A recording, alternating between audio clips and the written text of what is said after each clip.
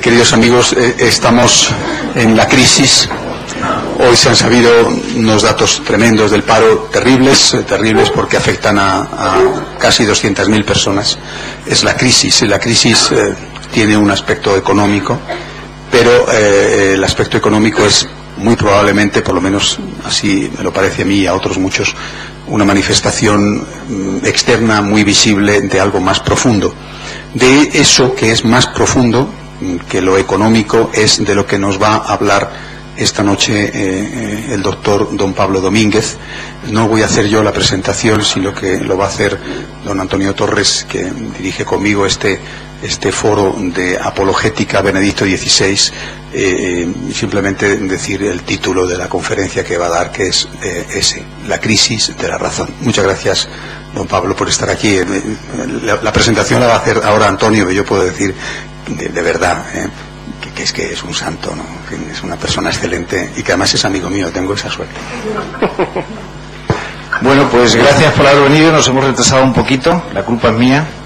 Don Pablo Domínguez, aparte de profesor mío de lógica, aún no aprobado, y de los franciscanos de María que hay aquí, es sacerdote de la Archidiócesis de Madrid, es doctor en filosofía por la Universidad Complutense de Madrid, doctor en teología por la Universidad Regina Apostolorum, es en la actualidad profesor titular de la Cátedra de Filosofía Sistemática en la Facultad de Teología San Dámaso, así como el decano de la misma.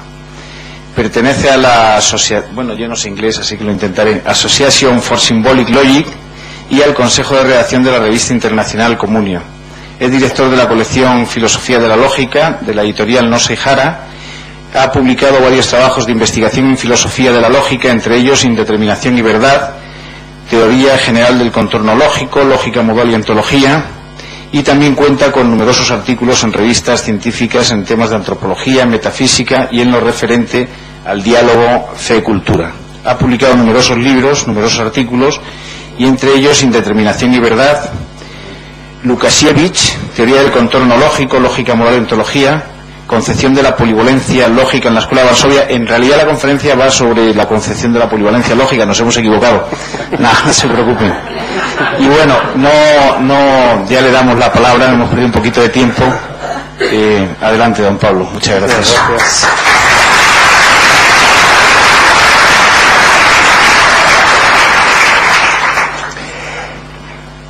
Antes de comenzar, agradecer muy de corazón al Padre Santiago, también a mi querido don Antonio y a toda esta comunidad parroquial esta magnífica acogida y sobre todo el interés por la cuestión. Espero no defraudar en exceso. Bueno, y dicho lo cual, empezamos directamente. Yo quisiera, antes de abordar el tema de un modo directo, hacer unas consideraciones previas que son necesarias para ambientar la cuestión. Me gustaría comenzar diciendo algo que es elemental, y es aquello con lo que Aristóteles comienza su libro de la metafísica. Es que el hombre quiere por necesidad, anhela por necesidad saber, conocer la verdad. Todos nosotros somos unos inquietos buscadores de la verdad, continuamente, en todos los niveles. No nos da igual la verdad que la mentira. Queremos conocer lo que son las cosas. Cuando vemos un fenómeno atmosférico nos preguntamos ¿qué es eso? No nos da igual que nos digan que es una pintura puesta en el aire o un fenómeno atmosférico. Cuando nos dan un comestible nos interesa saber si realmente produce la salud o la muerte, y no nos da igual que sea una cosa o la otra. Es decir, realmente nos importa mucho conocer la verdad.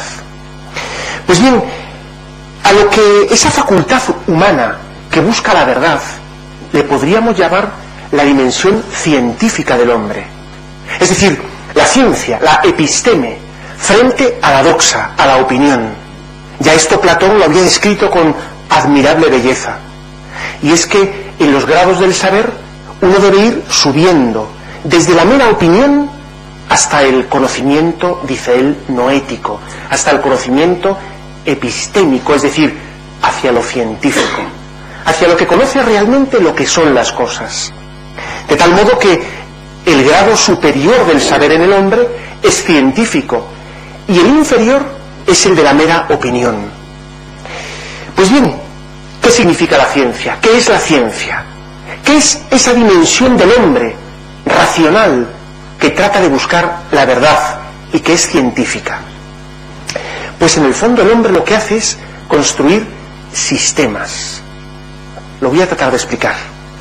Un sistema en el fondo es un conjunto ordenado, completo, coherente, donde todas las piezas están perfectamente trabadas y por tanto unas se conectan a otras y dan respuesta a los interrogantes que sobre eso surgen. Por ejemplo, cuando hablamos del sistema solar, estamos hablando de un conjunto de planetas, de una estrella y de unas órbitas, de unas fuerzas, y todo ello armónicamente comprendido en un todo sistemático.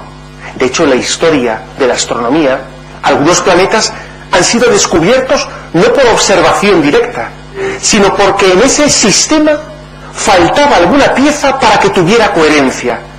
Y primero sobre el papel, geométricamente se describe un posible planeta, y después, enfocando hacia allá, se descubre. Pues bien, esta es una dimensión humana, la que trata de armonizar, de sistematizar. Bien, para que un sistema sea tal, podemos decir que tiene que ser completo y que de alguna manera tiene que ser continuo. Es decir, que unas piezas estén conectadas a las otras de tal modo que no existan hiatos, cimas. Si alguno me pregunta, oye, ¿por qué razón esta mesa está aquí? Y dice uno, pues clarísimamente, porque hay bosques en Canadá. Y dice un hombre, ya, pero es que desde aquella causa hasta esta hay un montón de causas intermedias que deben ser puestas sobre la mesa para que este sistema sea realmente coherente, para que no haya cimas en medio. La razón humana, por tanto, va tratando de conectar unas cosas con otras de modo inmediato, de tal modo que todo esté armónicamente conectados, evitando los saltos. La mitología era una exposición llena de saltos. Si por ejemplo uno dice, oye, ¿por qué está habiendo o por qué ha habido una tormenta tan grande? Y uno dice, pues porque el dios Apolo se ha enfadado contra otros dioses que han tratado de... y entonces ha soplado con fuerza, y uno dice, bueno, da la impresión de que desde esa descripción hasta lo que estoy viendo hay un salto que mi razón describe o descubre como improcedente. Por eso, cuando, en fin, uno descubre que los magos de Oriente, el día 6 de enero, y no quisiera tampoco, en fin, dar un dato de demasiada primicia en este foro, pues cuando uno descubre que quizá necesita algún tipo de explicación añadida para que cuadre el sistema, pues es el paso del mito al logos, a la ciencia, y esto es razonable. Lo he dicho un poco más crípticamente por si acaso. Bueno, bien, hasta aquí todo parece bastante elemental, pero aquí surge un primer elemento de prejuicio. Claro, si todo ha de ser continuo, quiere decirse que en la explicación de las cuestiones materiales, todas las causas que de ello dependan deben ser materiales. Por tanto, la ciencia empírica se cierra a una trascendencia que supondría un salto y por tanto algo no estrictamente científico. Bueno, esto parece que es una hipótesis aparentemente bastante razonable, pero vamos a ver si esto es así. Este interés, el de erradicar de la razón humana todo aquello que sea de orden meta empírico, parece que es una doctrina muy al uso, como si hubiera dos ámbitos totalmente separados.